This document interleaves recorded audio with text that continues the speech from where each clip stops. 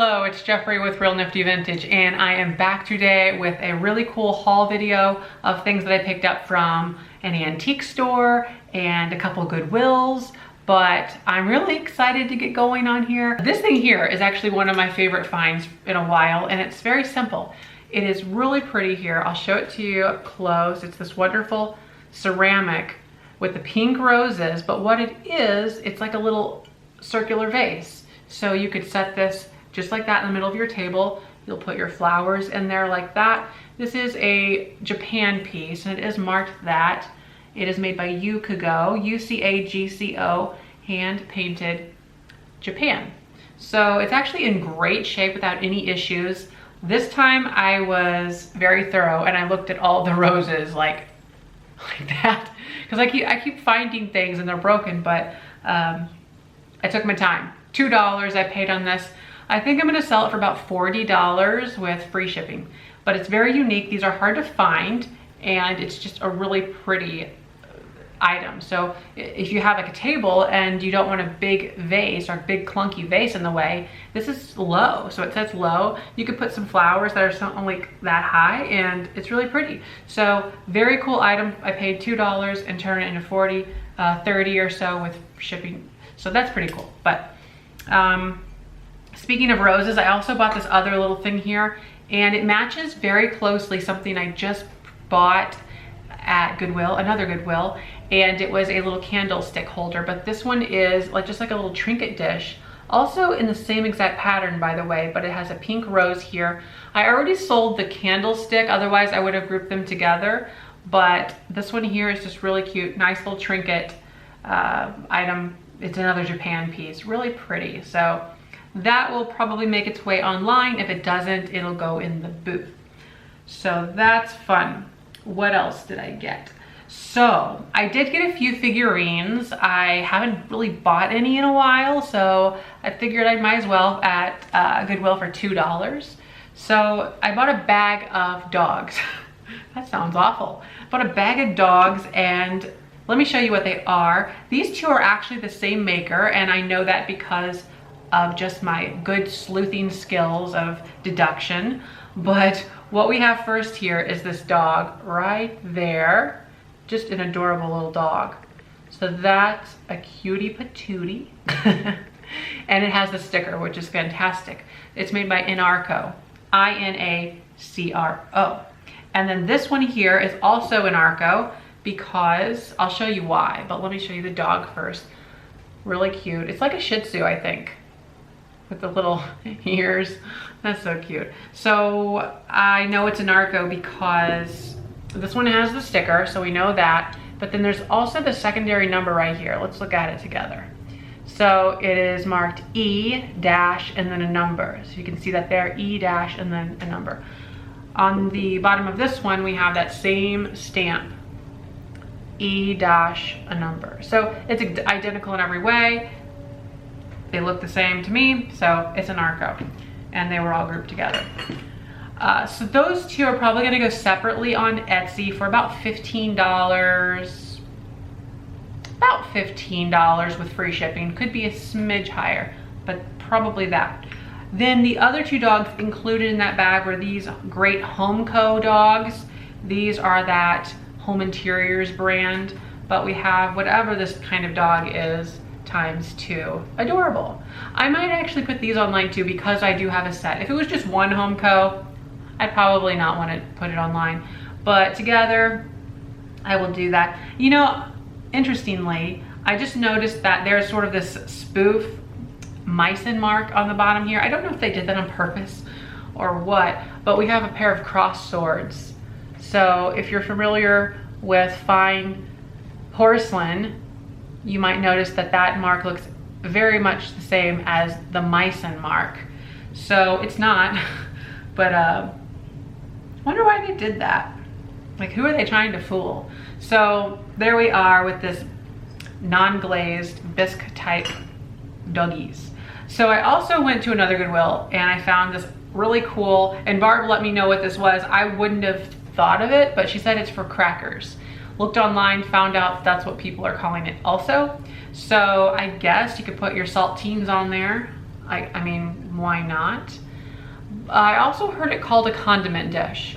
So I would have just figured you'd put a hot dog in it. Like there's my thinking, but crackers, okay. So $3, it is glazed in brown. They came in a few other different colors. I'm not sure if this was a homemade thing where you paint it however you want or not, but it's in great shape without any chips or anything. And for $3, I think that's a great price. So I will sell this for about $22 with free shipping. And I think it's really cute. So that'll go on Etsy as well. I got a metal thing. It's been such a long time since I bought a metal thing, but here's my metal thing. It looks like Slinky or similar, but it's this wonderful wire art cat. And it's just so cool. It was only $1, so for that I had to pick it up. These are routinely selling for about $15 plus shipping, so I'm gonna stick this on Etsy for $20 with free shipping, and it'll go really easily, I think. It's adorable. I mean, how wonderful is that? Very cool, very 70s. So that's great. It's just a change of pace. Haven't bought anything metal in a while. I was at an antique store. So this was the first antique store. The rest of these items, actually that's a lie. The rest of the items are a mixture. But I did go to an antique store where I didn't know what to expect, and I do source and buy things at antique stores to resell. It's not the best way to do it, but I like to kind of even like venture out, see what there is, and see if there's anything I could find to resell.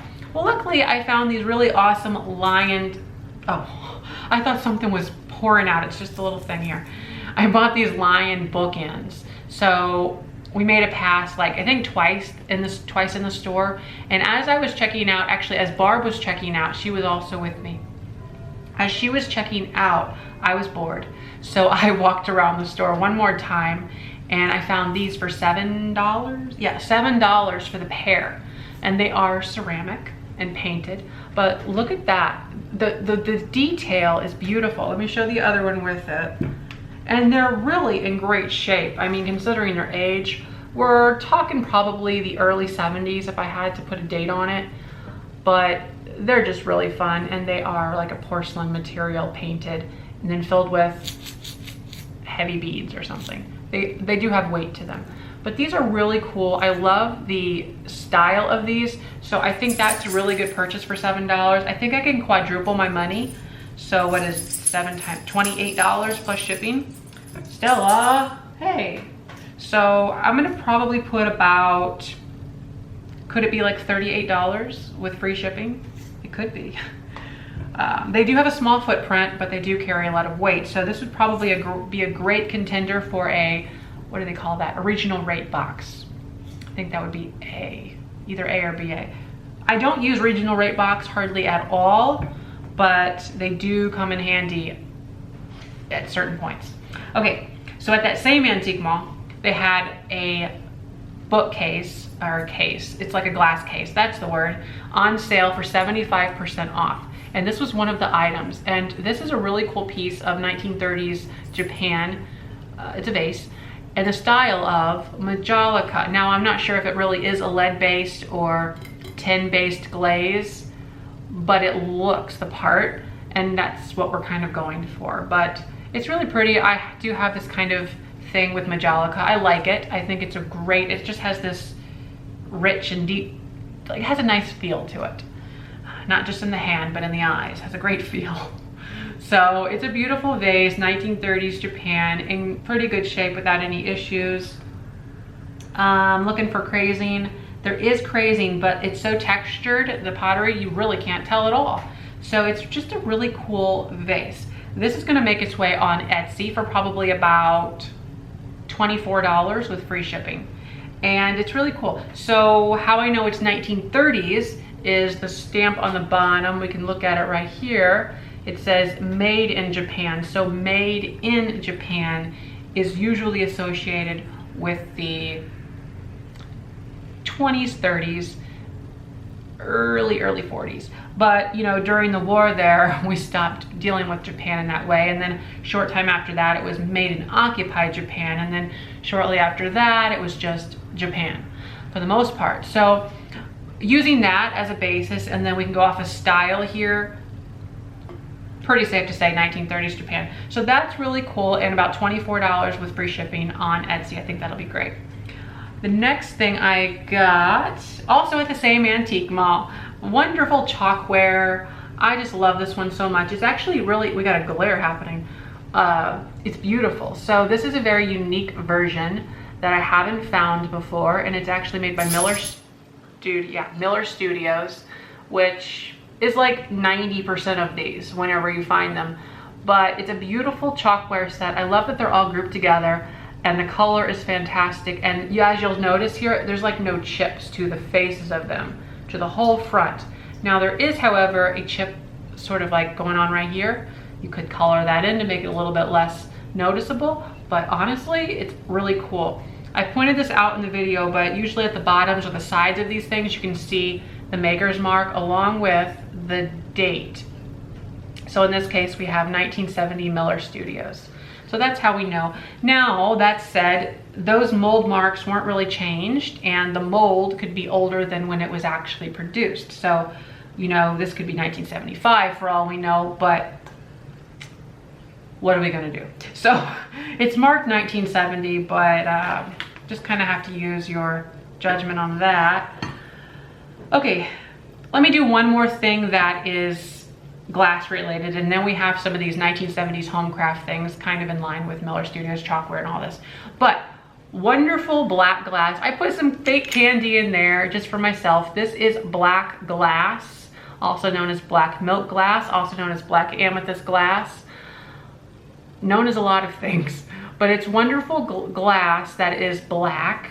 And I just put some of these little fake Murano style blown glass candy in there, and orange, like in the colors of orange. That was Barb's idea. I would rather have real candy in there, but then I'd eat it. So maybe glass is better. But this is a wonderful little basket here, and it's for my collection. And with Halloween coming up, it has me even more in the search of black glass, but I'm very selective. I said that in the video, but I am. I can't just buy any old black glass. I have to have good looking black glass that's beautiful. This one counts. I like the size. I think it happens that I like small things. Obviously that's great for a collection because then, you know, you can buy more of them. But I tend to like the smaller items. And that's just a cute little basket. Huh. So for Halloween, that's great. I can put my little orange and black candies in there. Candy corn, those other weird things. I mentioned those. What are those called? I forgot. They must have a name. It's those like caramely tasting color, orange, brown, black, whatever color there. Okay, Halloween on the mind. We've got this wonderful home painted 1970s craft thing. So it has this pumpkin with the not celery, with the corn stalks. That's the word. So it was made in 1976, and it is, actually it's not Chalkware, it's ceramic. Kind of the same thing. No, it's not. But it was $2, half off of that, so $1. This is really collectible right now. People love vintage Halloween. You're gonna be hard pressed to find Halloween older than the 70s. They didn't really make a lot of vintage Halloween in the 50s. Hardly the 60s either. What you'll mostly find are sort of these things that aren't really decoration. They're like candy containers, like the little plastic ones, or you'll find the Bistel or Beastel, those paper decorations. So that's like ephemera if you wanted to collect those.